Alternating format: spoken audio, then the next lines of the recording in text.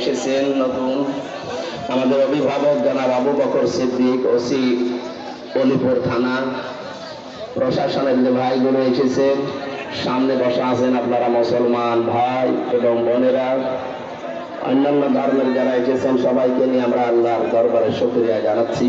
কোরআনে কারিমের এই অনুষ্ঠান সবার জন্য, হাযা বায়ানুল লিন্নাস হুদাল লিন্নাস।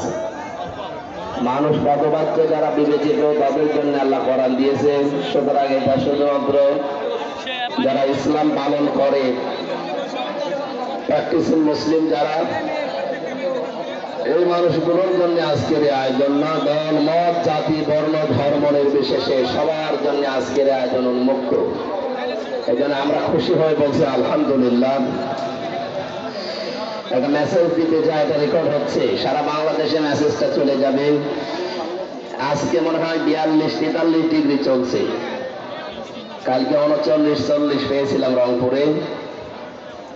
সুতরাং 42-43 ডিগ্রি অপেক্ষা করে যারা এই প্রচন্ড গরমে কোরআনের মহাব্বতে বসে থাকতে পারে, বাংলা